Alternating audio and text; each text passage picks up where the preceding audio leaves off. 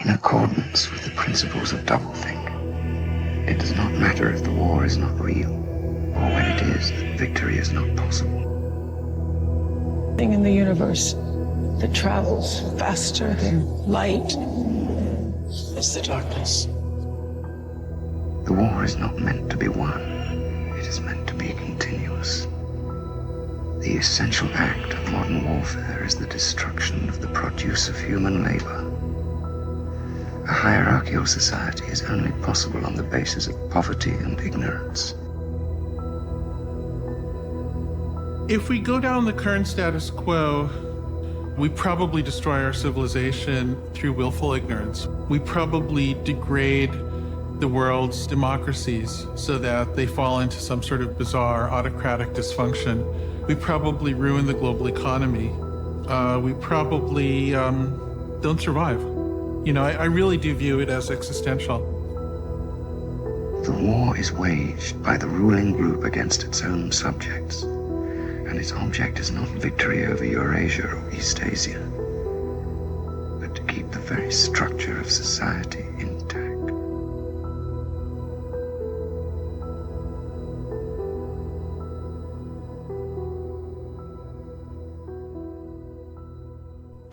You could stay here forever, if you want to. Really?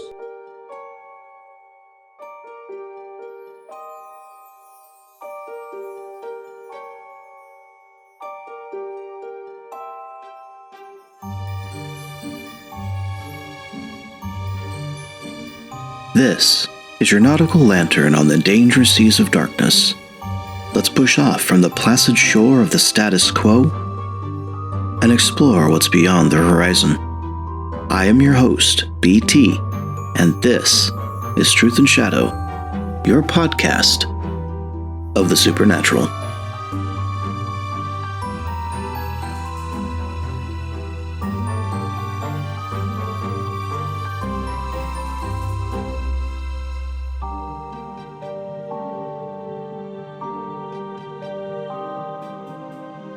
There's an old saying, maybe older than we think, that the greatest trick the devil ever pulled was convincing the world he didn't exist. But I'd argue the second greatest trick might be subtler still, convincing us that whatever we hand to our children, screen, toy, story, is just harmless entertainment. We live in an era of surveillance where what you say, buy, and believe is quietly cataloged. But the deeper surveillance may not be governmental, it may be spiritual. And it's not just aimed at us, it's aimed at those still too young to understand they're being watched, or worse, shaped. We used to worry about stranger danger, about the guy in the windowless van. But today the window is moved and it's in their pockets. It's beaming from the family TV. It's disguised in bright colors, catchy tunes, and the disarming innocence of animation. And yet beneath that surface, if you really look, you'll start to see something else. Subliminal scripts, reverse catechisms, a soft erosion of natural law replaced by the gospel of feeling, self-recreation, and borderless morality. This isn't new. It's the same old whisper from the garden. Did God really say? We don't fight dragons anymore. We sit with them, let them babysit our kids while we make dinner. We click play next episode without question. And what enters their minds in those 30 minutes might shape what they'll believe for the next 30 years. So we come to our guest today, Scott Smith. Not just a theologian, not just a blogger, but a cultural diagnostician. Someone willing to do the deep dive we all know we should do into whatever our kids are watching, what they're being taught to love, and why it matters now more than ever. And the timing couldn't be more prophetic. We're standing on the threshold of a half millennium since Our Lady of Guadalupe appeared in the New World. She appeared as a woman clothed in the sun, offering roses in the winter, and speaking to a poor man in his own tongue, not in Latin, not in Spanish, but Nahuatl. She came not to crush a culture, but to fulfill it. And in doing so, she crushed something darker beneath it. But here we are, 500 years later. The serpent, it seems, has found new ways to speak, digitally now, quietly, repeated through memes and songs and relatable characters. And the question is not just what our children are seeing, but what we're letting ourselves forget. This isn't about content. It's about formation, identity, and allegiance. Because every story teaches something, every symbol forms a liturgy, every cartoon, a catechism. The early church fathers used to say that what you see is not neutral, it's either drawing you closer to the divine or pulling you into shadow. Maybe that sounds a little too black or white for modern ears, but maybe it's time for some realism. We reclaim that clarity, especially now, especially as the sun rises again on Guadalupe's prophecy, the tilma. The sacred cloth Juan Diego wore has lasted 5 centuries without decay. No scientific explanation, no fading pigment. Just a silent witness proclaiming something the world keeps trying to forget. That the mother is still watching, still whispering truth to those with ears to hear it. What happens when we stop listening? What happens when our children, her children, no longer know her name but can recite Disney's lyrics by heart? The world isn't just heading toward another anniversary, it's heading towards crossroads. Will the next 500 years be a renewal or a reckoning? That depends on what we teach them to love, on what stories we allow to shape their desires, and on whether we, as parents, godparents, fellow Christians, are brave enough to look the dragon in the eye and say no. So let's ask the hard questions. Let's walk through the blog, through the symbols, through the pattern behind the pattern. Let's talk about the quiet war for our children's imagination. Let's see what Our Lady might be saying to a generation raised not in a garden, but in a digital jungle.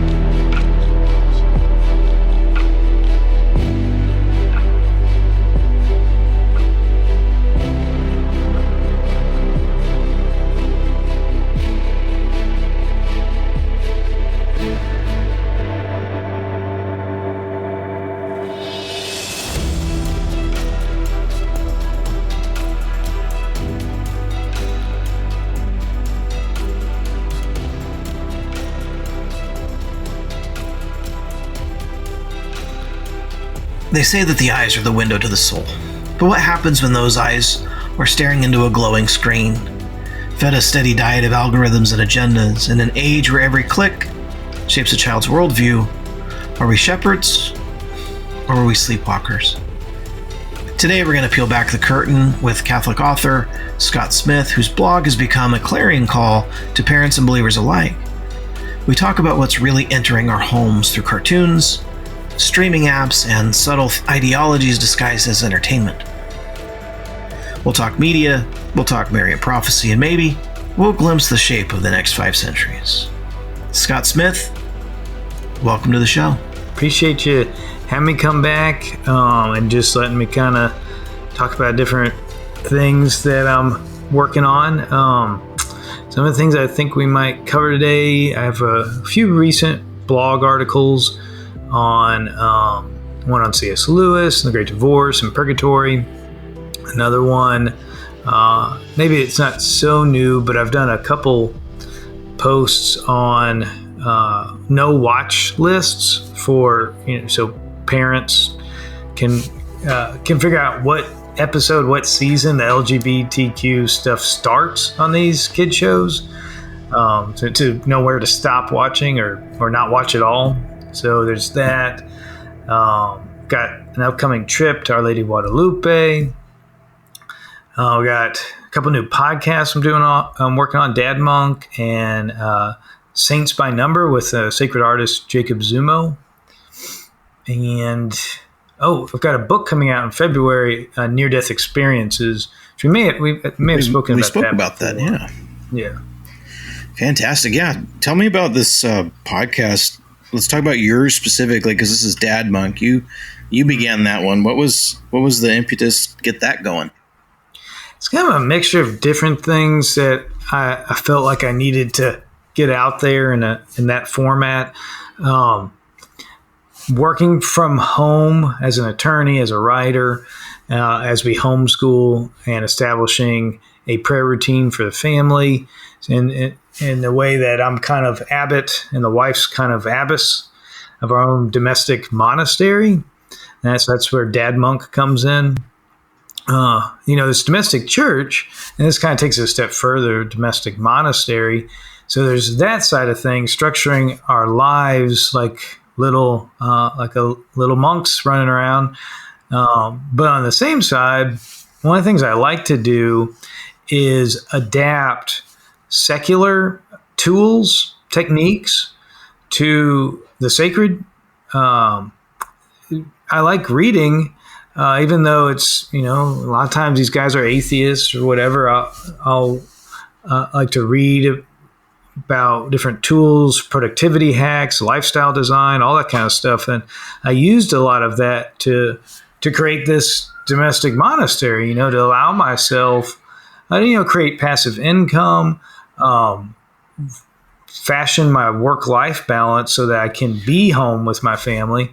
So I think that even though these guys aren't Catholic, sometimes not even Christian, just straight up heathens, right? They have good ideas.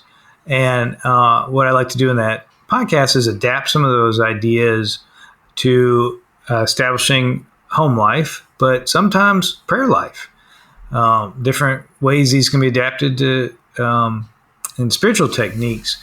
For example, Josh Waitskin, if you remember him from Searching for Bobby Fischer, about he was a chess prodigy, and later in his life he decided, I don't know if he got bored with chess.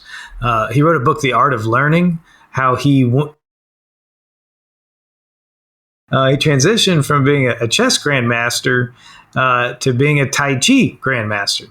So he changed completely, did a 180 on from the intellectual arts to the martial arts, and so he talks about what he did in one, how it translated to the other.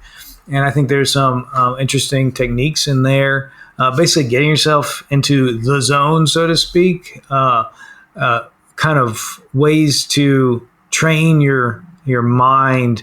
If we adapt it to Catholic teaching, to train your prayer life to get in the presence of God, to get into your prayer whenever you need it.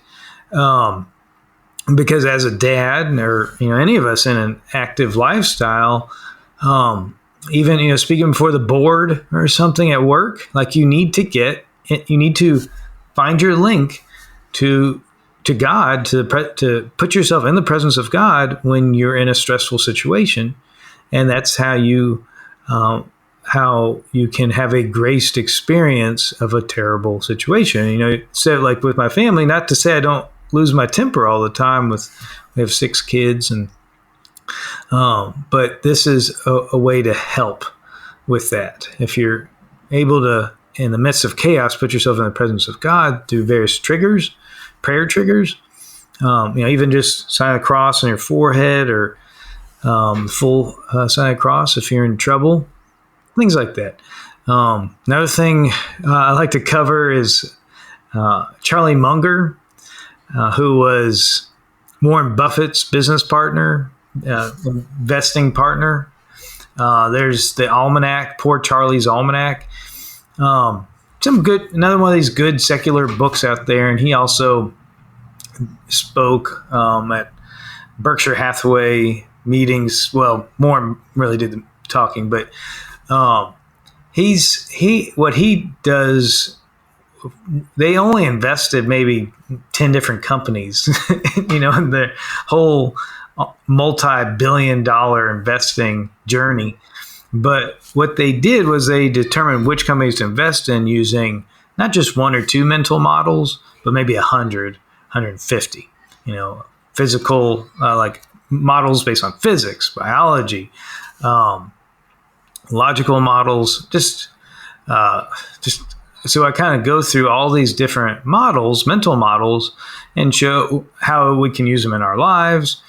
Also, why the Catholic Church using all these mental models is ultimately the best investment. Yeah. So it's kind of an interesting, very maybe hyper specialized kind of podcast, just bringing all these things together, synthesizing. No, that sounds like a really good idea to introduce to some people who may not access or have the time to read the sources that you're providing an insight to into a clear Catholic Christian perspective. Yeah, kind of a bridge, if you're like a big Tim Ferriss fan or something like that, and Stoicism's not cutting it for you, Right. This is a bridge to Catholicism. And then you've been working with a sacred artist, Mr. Zumo, to do Saints by the Number. Mm-hmm. First question is, what's a sacred artist? That's what I would like to know. And then we can go on from there. Jacob's maybe not your traditional sacred artist, though his style has a lot of traditional elements. It's interesting. In Louisiana, we have something of a Renaissance, cultural Renaissance going on in terms of art, writing, culture. We've just always been a Catholic bastion, and so there's a certain sense outside of God, there's no true culture. Jacob, as a sacred artist, these are artists that are his family. He has his brother-in-law, Norman Fauché, is another sacred artist. They're using Jacob and Norman both studied in Florence at one of the sacred art schools there, but they're also rediscovering old techniques that we just became outmoded by newer techniques, and our understanding. This newer techniques just don't cut it. So classical art techniques. Jacob is more of a hybrid modern and sacred artist. And I use modern not in modernism sense that good is new and old is bad, but using it, if you follow the progress of modern art, you have a consistent, the trajectory is deconstructing form. So what he does, subconsciously or not, is reconstruct the form in kind of a modern style, modern looking, contemporary style, but with sacred elements, sacred scenes, your classic scenes, Madonna and Child. Jacob, what's interesting about him is he had a crazy conversion, crazy life. He was a college basketball player that did art on the side, and he started doing portraits for, I wish I could remember some of these rappers. It's just not my wheelhouse, but he eventually started hanging out. He started doing portraits of rappers local. So we have a number of rappers from the I-10, south of I-10 area. And he then eventually started doing portraits of more famous rappers like Jay-Z and Drake and those guys. And then he was live painting at the Grammys and, playing video games with these guys, doing whatever they were doing. not good stuff, not holy stuff. Eventually, it all comes crashing down, and he has his conversion and gets himself, clean and straight. So he's doing just beautiful artwork. Father Calloway and Father Donald Calloway and the Consecration of St. Joseph featured portraits of St. Joseph by both Norman, the brother-in-law of Jacob, and Jacob. Just a very interesting story and very beautiful art. So what we're doing with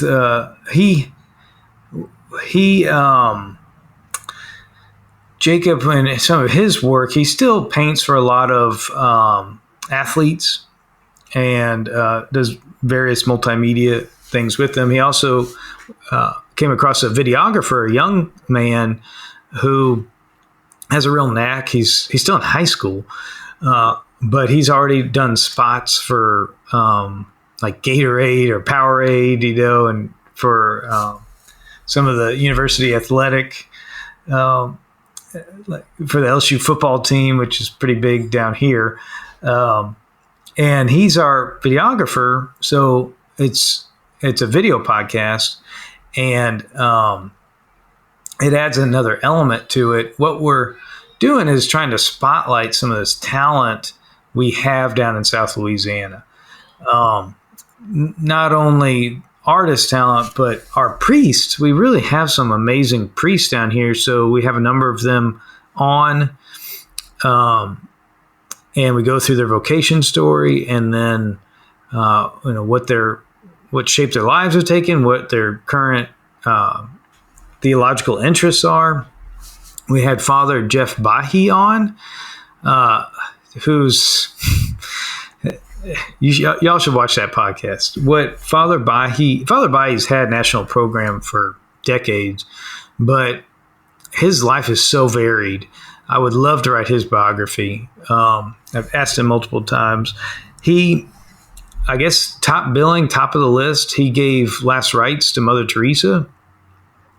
Spent 7 summers with Mother Teresa. He was our vocations director at the time, so he had a month free every summer. And he'd spend that month with Mother Teresa, have breakfast with her every morning. So there's that amazing side of his life. The other amazing side of his life is how, well, he cut a record with Aaron Neville, the musician, and from that got a few million dollars that went to a foundation, and he used that to create Metanoia Manor, which is a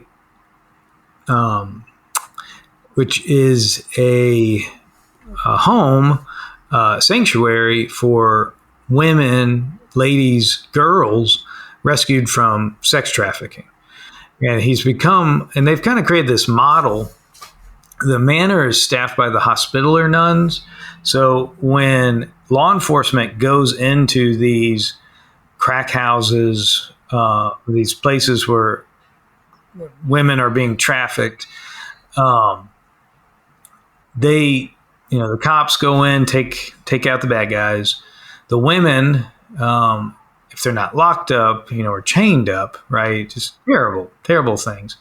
They don't want us, the law enforcement passes through. They don't want to then be ministered or have their wounds nursed by men. They don't want to see men. They don't want to talk to men. It's traumatic to even see a man. They certainly don't have an emotional receptivity for men when they're first getting out of that situation. So these nuns go in with the SWAT teams. These amazing nuns. These ladies are just beautiful and amazing. And most of them are nurses as well. So they go in and immediately begin taking care of the girls. It's a beautiful thing. And so that's kind of the model that Father Bahi is trying to expand across the country. And I hope with the new administration, Father Bahi has quite a number of congressmen, congresspeople, people that are entering the White House in his Rolodex. So I'm hoping that this is something that will be he'll be able to bring across the country. But he is one of the leading world's leading advocates and voices on fixing this problem of human trafficking. The statistics he shares are just crazy. Things like we have never had more people in slavery in human history than we do right now. I think maybe 5 years ago, the porn industry was maybe $100 billion. And that may be porn and trafficking, I can't remember, but now it's $300 billion. Down here in Louisiana, the biggest conduit for human trafficking is on I-10 between Houston and New Orleans, because those are two big sports cities, and often women are trafficked at those major events. You can sell drugs one time. You can sell a person 8, 9, 10 times a day. It's just, and whatever that number was that Biden finally admitted was the number of illegal immigrants that we lost track of, 141,000, whatever it was. What Father Bahi talks about is A, is probably a lot more than that, and B, most of those kids, a good bit of those were kids that are now either cleaning somebody's house or sharing a bed with somebody, or both. So we have it's a humanitarian crisis on our hands, and that's just one of the podcasts. The one we just put out is about with a local guy that went down in a plane crash, good local Catholic guy. But on the human trafficking side, we're going down next month to Mexico City to see Our Lady of Guadalupe, but also to visit the Chalco. Chalco is the name of it's a town, girls' town there. For they have, I think it's 10,000 girls in a school there. It's Father Aloysius Schwartz, Father Al, Venerable Aloysius Schwartz. There's a book about him that Kevin Wells wrote called Priest and Beggar. One of the best books I've read in the last couple of years. Can't put it down. It's really well written. He and Mother Teresa were kind of the same, cut from the same cloth, but the tens of thousands of people that Mother Teresa and the Missionaries of Charities have helped, maybe 100,000. Father Al upped that by at least a degree of magnitude. There are these girls' town and boys' town villages in, I don't know, maybe 10 locations around the world, the Philippines and South Korea. That's where he went. One of his first missionary journeys was to South Korea right after the Korean War. Africa, I think it's Tanzania or Uganda. And these villages, they'll have a boys' town, girls' town, usually in different, not in the same location, different cities. And there'll be just like 10,000 kids that have been rescued from the street, rescued from trafficking. And each one of them is just receiving this beautiful religious full education, but beautiful formation. And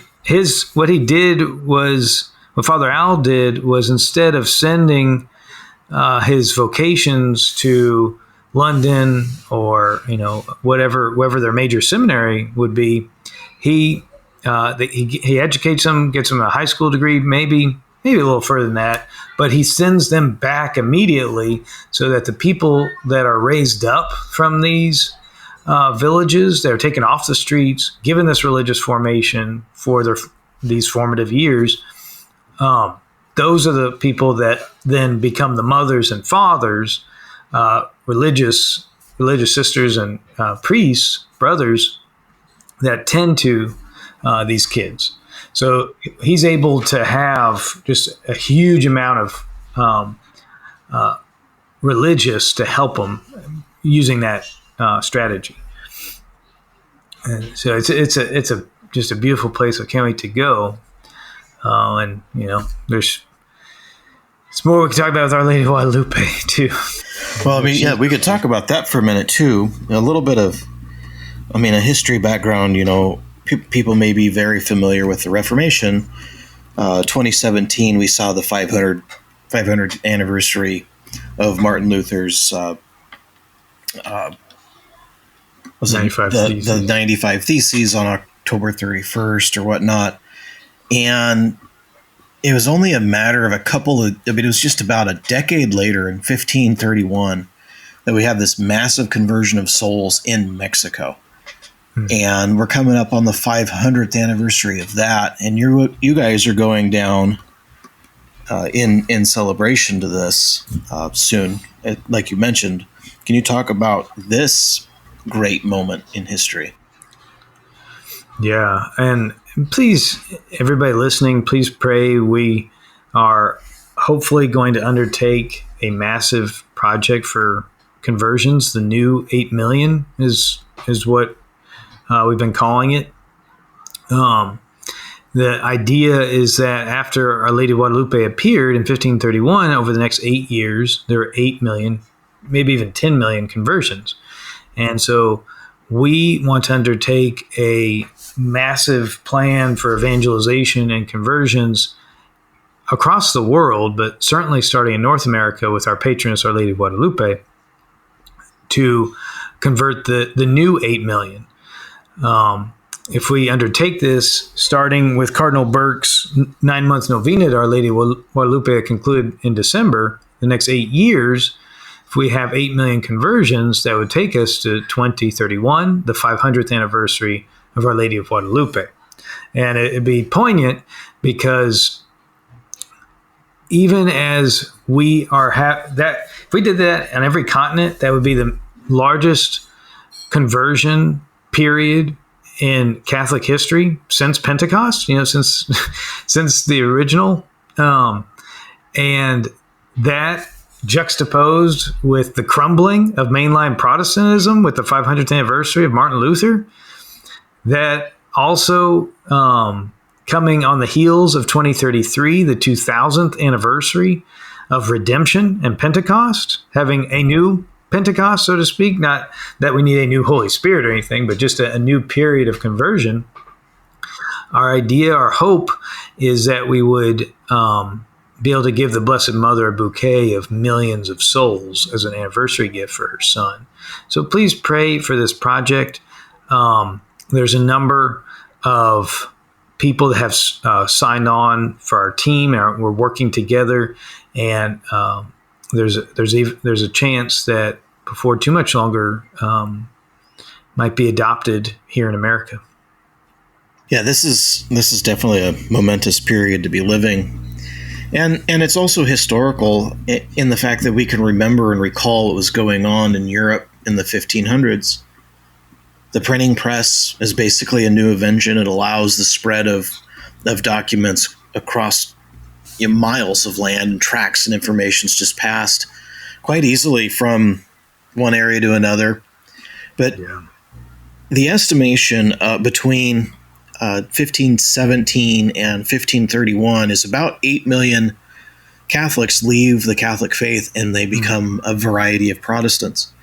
And this is kind of an interesting number because, like you said, Juan Diego has this experience. The Virgin Mary appears to him, leaves her image on the tulpa he was wearing, and in a period of time, 8 million Mexicans become Catholic. No printing press is available to spread this word. It goes like wildfire through the land by word of mouth.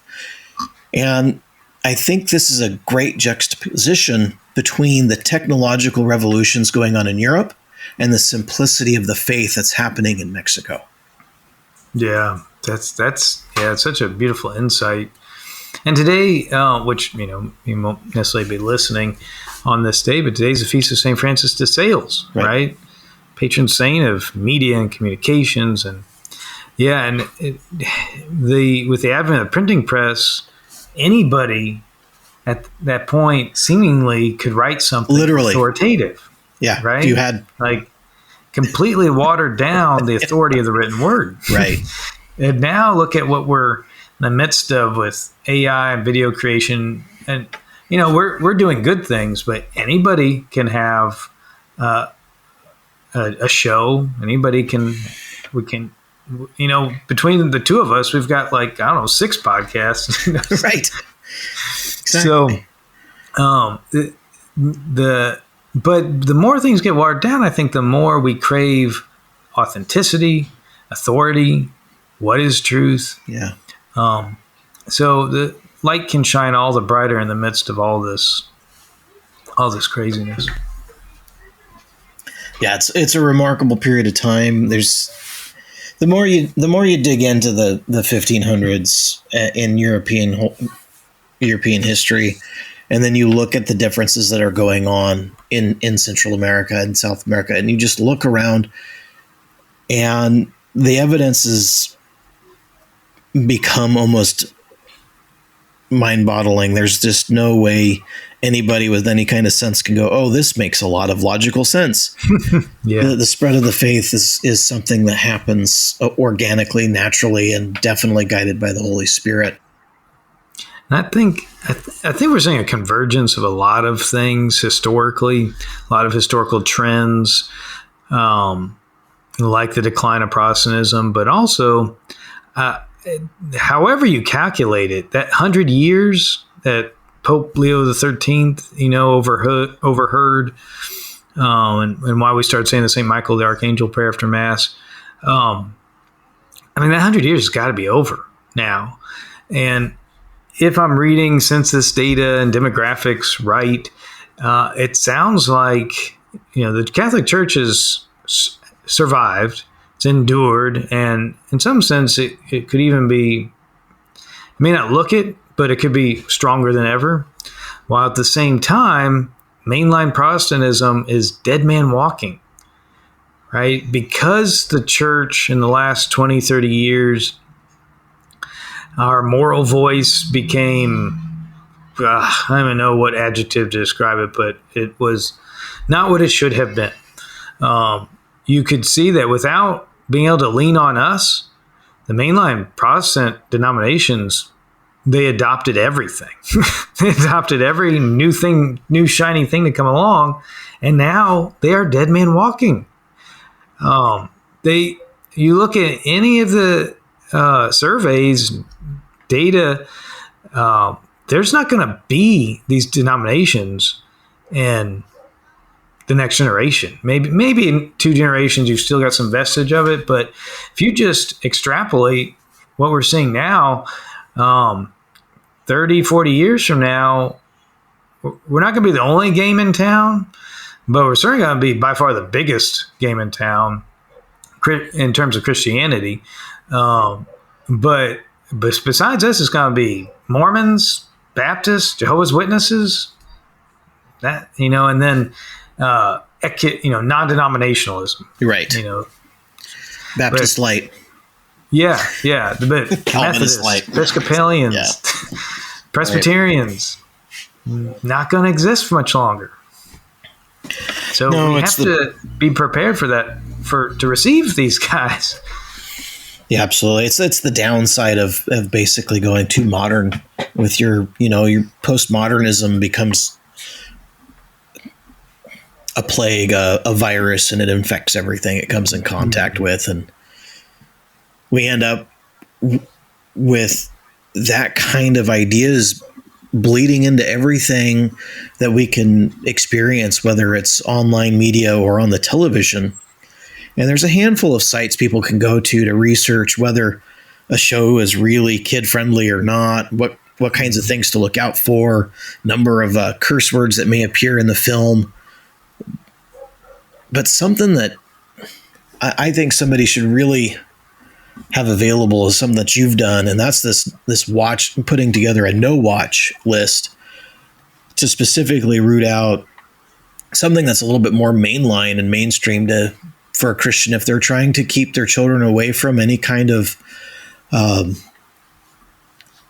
transgender agenda or transgender ideologies, or any kind of ideas along those lines. If they're trying to play safe and they're wanting their kids to be educated in the Christian household, you've gone so far as to put together a no watch list. Can you talk about this for a bit? Sure, yeah. So several of the mothers in our community, our church community, were like, can somebody put together a list? And so I was like, I'll do it. I did not realize what an undertaking it would be. So they kind of sent me some starter. There were like maybe 10 shows. We started with saying, hey, watch out, this show's gone dark, or this show's gone, that have started introducing characters. And that's how it always happens, right? Like kids get hooked on the first season. It's clean. They're not trying to normalize any kind of mental disorders or normalize any kind of LGBTQ behavior. And then once you're hooked, once they have the hook set, then they set the hook. And they start adding in these characters. Some shows on this article, I say they're ab initio, right? They're from the beginning. They had stuff in them, but a lot of them are in that second or third season. And maybe you want to be able to watch. I mean, it's great if you can just cut off TV for the kids. I mean, that's awesome. But if you want to watch shows with your kids, and this isn't, this is not just for Catholics, this is, all Christians or all people of right mind that don't want to expose their children to things like this. Maybe you want to watch the first season, just stick with the first season. Don't watch any further. A lot of our shows I'm an 80s kid. A lot of my favorite shows from that period are getting rebooted. And maybe, they're fun to watch for a season or two, and then they go dark again. What was it? Blue's Clues? I think it was Blue's Clues. Blue was having, because you have like a new run of Blue's Clues now. And the original Blue's Clues was fine, but now that Blue had Blue's the dog in Blue's Clues, and Blue had this gay pride parade on the show. And this is one of the most striking things I've come across in researching all this. There was a family of beavers, and little girl beaver had two little rainbow Band-Aids on her chest, where she had had voluntary surgery, double mastectomy, to transition to become a little boy beaver. Not that that's possible, but it's insane. It's crazy. And all this, it really, you don't, there's not a lot of what I put out there. Like you can go to various websites, and I cite a lot of them that will tell you, like a family forum that will talk about and review various shows, but not just having a list like this really wasn't out there unless you wanted the reverse side, right? Which can be useful. There are plenty of, or at least there are a few lists out there of all the shows that have LGBTQ content, and they're promoted on that basis, right? I give the via negativa, right? I give the opposite side of things. But also, I did not see a resource out there that said which episode it began with. That, that's a new thing. I've done what I can with movies as well, but primarily it's the TV shows. And there's some good ones. I did a corollary article. We have the no watch list and then the safe list. Which unfortunately the safe list If it's new shows, it's not very long. You've got some, Daily Wire has some shows, which that's not Catholic. And I do kind of go through some of my favorite classic shows. Hanna-Barbera always was good. But anyway, yeah. No, there's just an amazing list here. I'm looking at this and I'm going, Bluey's on here, Peppa Pig, and it's like I'm boggled. Bluey was safe for a long time, but they just got it's like with the Holocaust, right? Right. What's that poem? Silence. Because they would not speak up for me, there was nobody to cry out when they came right. to take me. Exactly. So the popular shows that aren't doing it because so many have capitulated, all the pressure can be focused in on Bluey. And I mean, Bluey was solid for a long time because it's Australian, and Australian, just generally speaking, is pretty right-minded. Right. But the pressure eventually got to them, and they just dropped in. I think it's not a major theme of the show. They just kind of dropped it in. And, some of this I kind of preview and say, what happens, what exactly the strategy is and the character development, and, if it's main character or whatever. Because some of this you might want to, if your kids are mature enough, show to your kids and be like, look, see what's happening here? See that you had one whole season without this, and then they introduce this as a blatant attempt coming out of nowhere. It's not like an organic development of the plot. Just writing wise, that's just intellectually dishonest. When this, in a way of vaccinating our children, the right kind of inoculation, right?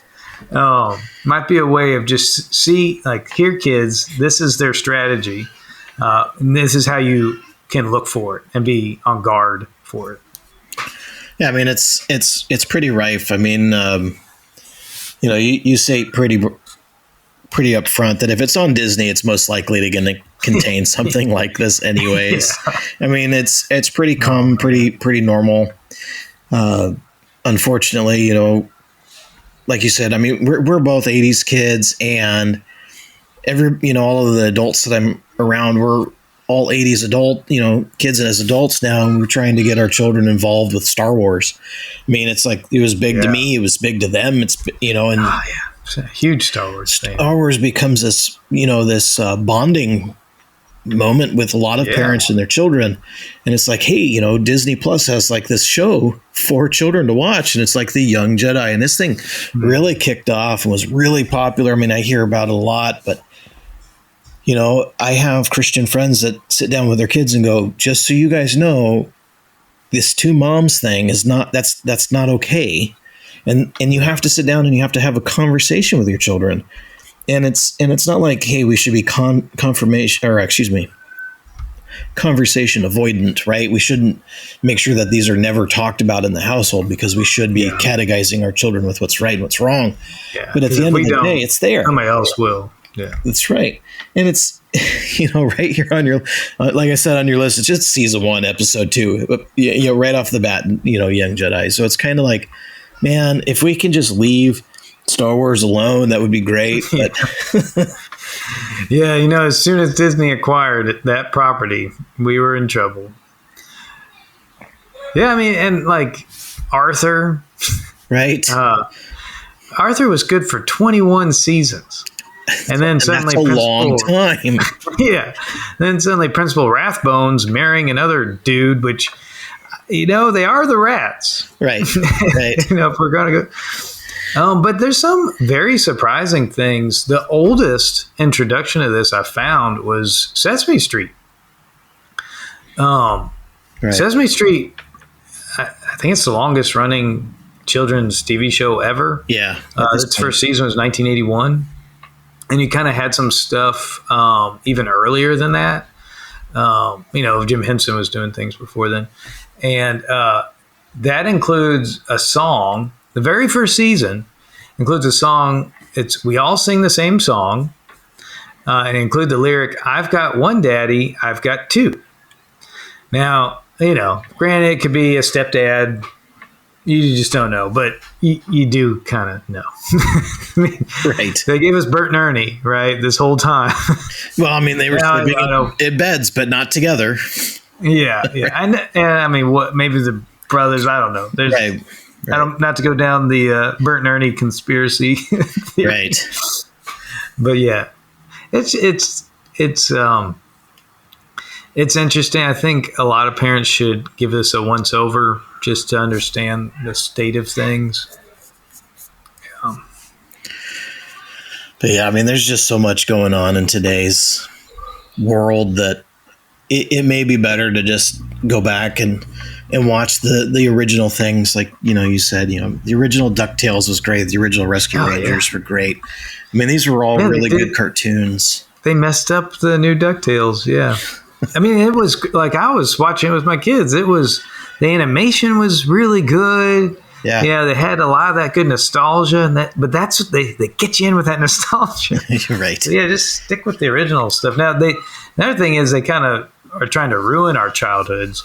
Like they retcon, like in Rugrats. You remember there was Lil and Phil, the twins. Girls. Right. They had somebody had a mom that was really like a tom girl, So they retconned that she was a lesbian all this time. Like, just leave our childhoods alone. Like you said, we should never have to force our children into conversations that they're not prepared to have. Yeah.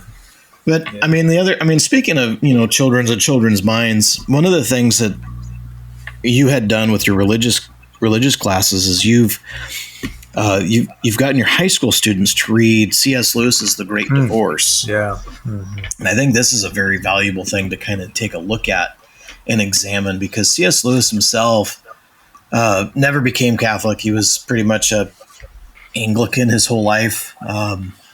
Or not his whole life, excuse me. He was a convert to that. But yeah, he converted after reading The Everlasting Man by G.K. Chesterton. Right. And so if you would have, if him and his buddies, Chesterton and Tolkien, would have hung around with him a bit longer, he might have ended up Catholic, right? I definitely believe that. Yeah. I mean, how could you hang out with Tolkien and G.K. Chesterton and not eventually become Catholic? Yeah. It's just something in the minds. But I mean, gosh, I think there's just something valuable within The Great Divorce, and specifically some of these ideas that he talks about. One of the ones that I think is valuable to address is the idea that, as Catholics, we call it purgatory. And C.S. Lewis seemed to have been open to the idea. I would say he was not agnostic. I think he believed in an idea of purgatory, as opposed to a calm consent that, maybe Chesterton and Tolkien are right that there is one. But I think he viewed at the end of the day that if our soul was soiled and we needed to take a shower in the mudroom before entering into the kingdom of heaven, he was okay with that. Yeah.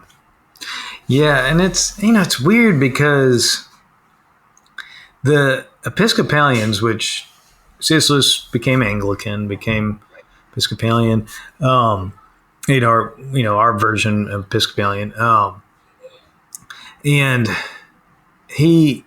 they're very Lutheran, and that came in because Anne Boleyn, her confessor, was a closet Lutheran, and so they kept a lot of the look of Catholicism, sometimes even having higher looking masses than Catholic masses, but a very low understanding of salvation, a very Lutheran, once saved, always saved approach. So in that sense, Christ, there's no more penance to be done because Christ paid the bill in full on the cross. So that does, the whole idea of salvation through adoption into the family of God through baptism, and then the sacramental meal of the Eucharist. The whole reason the Bible's divided between the old covenant and the new covenant is this idea, this paradigm of the covenant. No, it's just like there's a check that had to be paid at the end of the meal, and they skipped the meal. So, purgatory would have been a Catholic theological wandering for C.S. Lewis. And so he attempts to provide in The Great Divorce, which is one of my favorite, if it's probably my favorite C.S. Lewis book. He has some great ones to choose from. And can you just imagine if he did become Catholic before writing the Chronicles of Narnia, and we had a Marian figure in Narnia as powerful as Aslan was a Christ figure? That would have been awesome. Oh, but we do have that. It's called Lord of the Rings, and we've got Galadriel, right? Éowyn, Aragorn's mother. That's what happens when you go from Anglican to Catholic. It's basically the conversion from Narnia to Lord of the Rings, right? Both are fascinating, and I love to read Narnia, but that's something a child reads. I've read it as an adult, but an adult can really sink his teeth, and a mature person can really sink their teeth into Lord of the Rings. But anyway, to talk about C.S. Lewis does kind of some neat tricks in The Great Divorce to provide maybe an intellectual understanding of purgatory. I don't know if he's trying to rationalize it with his view. It could have been him going down that Catholic road. I don't know if he's trying to rationalize it or conceptualize it. But he provides an interesting thought experiment as the central concept of The Great Divorce, which is a man dies. Well, you think the man dies anyway. I don't want to spoiler alert. If you've not read The Great Divorce by now, what have you been doing? So it's been out for about 80 years. Right. So, spoilers might be statute of limitations on that. Anyway, so let's just go with the idea that a guy dies and he ends up in this place called the Gray City. Right. And pretty soon after finding himself in the Gray City, he gets in line at a bus stop, and the bus is basically a tour bus to go up to heaven to maybe go to heaven. Right. And the meat of the book is that you take this tour bus up to heaven, and these people hopefully can then go and proceed on to heaven. They're greeted when they get to heaven by people they knew in life that are sent by God to speak to them, to try and purge them, for lack of a better term, right, of their ways of thinking and right, habits and structures of sin and ruts that they've made for themselves in their brain. Like you've got Sarah, I think her name's Sarah Smith. She's this wife of this man, Frank Smith. And she's like, he needs to apologize to me. Frank's in heaven. She's not. Right.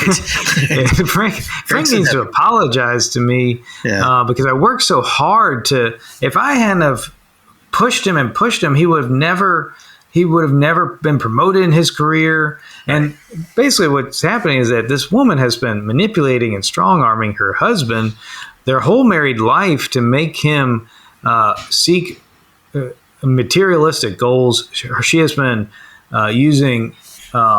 she's been pursuing her own ambitions through him by proxy. Yeah. And just not a holy pursuit.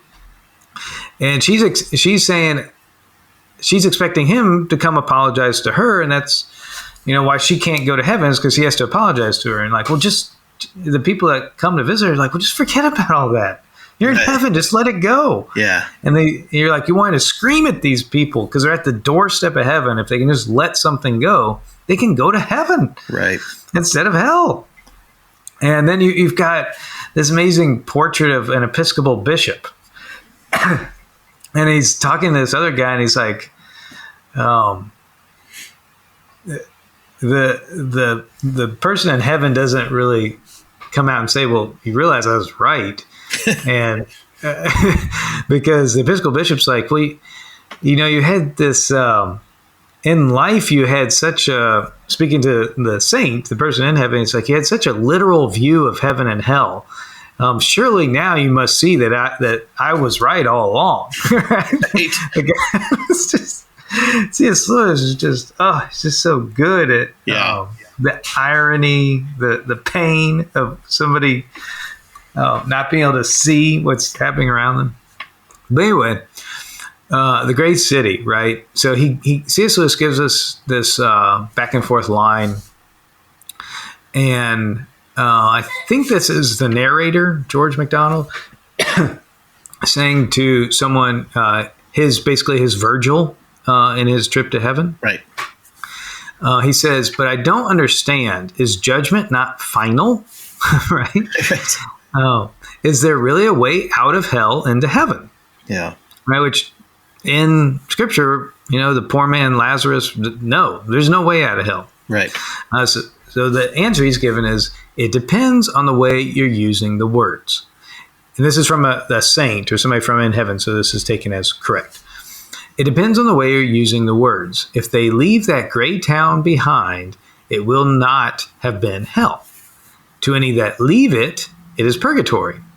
And perhaps ye had better not call this country heaven, not deep heaven, ye understand. Here he smiled at me. Ye can call it the valley of the shadow of life. And yet to those who stay here, it will have been heaven from the first. And ye can call those sad streets in the town yonder the valley of the shadow of death.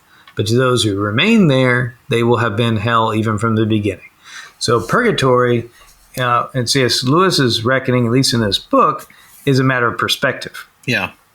Right. If you are purified, right, because there's this whole subplot about the ghost showing up in heaven and being immaterial, right? The grass is hard for them to walk on because it's so sharp, because there's just vapors. Yeah. And you become gradually more solid the more you are purified, right, and the further you go into heaven. So it's a very interesting view of purgatory. If you proceed from the gray city to heaven, looking backward, the gray city will have been purgatory. Right. If you stay in the gray city is gray because night has not fallen yet. Once night falls, then the bad stuff comes out, and it'll be permanent, and there's no more tour bus going to heaven. So, it's an interesting thought experiment, interesting conception of heaven, hell, and purgatory. Of course, the Catholic conception, and we need to make sure everybody knows, is that if you go to hell, you stay in hell. Yes. If you go to purgatory, you're ultimately going to heaven. Right. Yeah. Yeah. The main thing is, it's like purgatory is the doorstep. It's the porch. It's the patio. Yeah. Nobody goes to purgatory that's not going to heaven. And I think that a lot of people misunderstand that purgatory is a second chance. It is not. Yeah. It is not an opportunity for you to work off your debt, work off your sins. It's a completely different experience. And, ultimately, if anybody's sitting there going around, well, I'm going to probably end up in purgatory and not heaven, they probably need to go to confession. They need to get right with Jesus, basically. They need to try to figure out what their sins are that's holding them to a potential place like that. I mean, you want to aim for heaven. They say if you aim for the moon, at least you'll land among the stars. Don't do that. Aim for the stars. Yeah. Be a saint. What else is there? Yeah, aim for sainthood. Yeah, and you're right. Anytime we talk about purgatory, we should encourage everybody, including ourselves, to pester our priests every week, or as often as we can in confession. That's right. We don't want people to get kind of like Martin Luther did, get Scrupulous. neurotic and scrupulous over scrupulous. But if we're going to err on one side or the other, it's best to go to confession frequently. Yeah, that's the other thing too. Is I do talk to people about things, and it's kind of like, well, just because you didn't put new clean water in your hamster's water bottle today, and they've had dirty water for 3 days in a row, that's not a sin. I mean, it's maybe it's animal neglect or something, but it's not a sin, man. It's small things like that. My priest told me if it's an arbitrary law or rule, it's probably not a sin to disobey it because it's arbitrary. Yeah, and receiving the sacrament of the Eucharist is ordered to the forgiveness of venial sins, right? The sacrament of reconciliation is ordered to the forgiveness of mortal sins. So if you just, if you're not in a state of mortal sin, receive the Eucharist worthily, those venial sins are forgiven. Those hamster sins are forgiven. It's not even a sin, really. Yeah, I mean that broad category of non-mortal sin. Yeah, I mean it's so specific. I mean the ideas and the non-Catholic listeners may have misunderstandings of what things are. This is not an apologetics podcast. There's 1,000 of those. You can listen to Catholic Answers Live or Dr. David Anders if you have some serious questions. But at the end of the day, this is kind of just designed to get someone a little bit higher, a little bit more knowledge, a little bit more information in a friendly environment. Yeah. And that's what's interesting about the Great Divorce. And C.S. Lewis is so masterful because in just a few sentences, he has presented you with a profile of sin that everybody can relate to. Right. Yep. We've seen it in ourselves or other people. And these are not who he's populating this world with are not, it's not like somebody that's committed murder. This is somebody that in life has nurtured a certain understanding of the world or a certain habit, a certain sacrilege, blasphemy, even apostasy, or just mistreatment of others that has to be unwound in their thinking. And I think that's ultimately, this isn't just a thought experiment about purgatory. This is a way of presenting a mirror to ourselves. Yeah. And how we treat others. One of the lines, let's see, who is it? It might have been, it was Robert's wife. I think it's that same person I mentioned before, the wife. She said the saint in heaven is asking her, have you forgiven this person? Mm-hmm. And she says, I forgive him as a Christian, said the ghost, but there's some things one can never forget. Right. This is a person in hell saying this, right? Like, right. What is, and we really need to think about our understanding of forgiveness, because this person has quote unquote forgiven somebody as a Christian, but is clinging to what she conceives as a wrong in such a way that is dragging her down to hell. That's right. Yeah.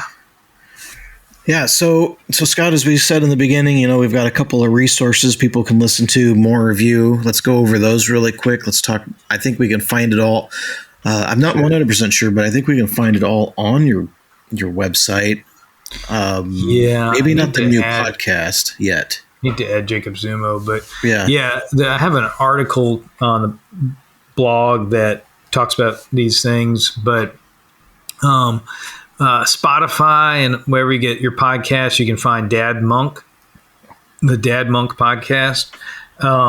YouTube is pretty much our home now, and Spotify as well. But since it's a video podcast, right? It's cool to watch on YouTube, but you can still just listen to it, like Pints with Aquinas or something. That's Saints by Number instead of Paint by Number. It's Saints by Number, and you can. That's because Jacob he'll go around and. Kind of like a wine and painting night. He'll go to parishes and you can he'll show you how to paint. And it's called Saints by Numbers. So that's what we made the Fantastic title of the podcast. Yeah. My blog is the scottsmithblog.com, and all those articles you can find. Right. If they're not on the recent articles, like the no watch list or something, you can always scroll down to the bottom. There's a list of all the most popular articles, and the no watch list has quickly become one of my most popular articles ever. Right. It's gone viral on a couple different places. So there's that. We've got the Near-Death Experiences book coming out with Sophia Institute next month. And again, please pray for the 8 million project, or the new 8 million, through the intercession of Our Lady of Guadalupe. It's fantastic, man. You've got a new book coming out. It comes out in February, so when listeners hear this, they can actually find your new book. It's on Near-Death Experiences. Mm-hmm. And that's published through who? Sophia Institute. Okay. We had some snow days down here in Louisiana recently, so I was able to catch up on some of the reprints that I've been needing have been promising to do. 2 new books publishing as reprints. Mary, Why Do You Cry? Which is now live. You can find it on Amazon. It's a collection of Rosa Mystica and other statues of Mary that have wept. And why they've wept. It's a book that was put together a few decades ago and just got out of print and deserved to be revitalized. And then another book, Woman in Orbit. It's 300. It'll be out soon. Probably by the time you are listening to this, it'll be out and available on Amazon. Woman in Orbit, and that's a 365-day devotion to Our Lady. Each day goes over a different apparition of Our Lady, which is fascinating to see them, so many of them compiled in one place. And so that should be out soon as well. Fantastic. Well, thank you as always for coming back on the show so we can talk more about some of the stuff that's going on with you and in the Catholic world. Yeah, just good hanging out with you and just nerding out. That's what I like to do.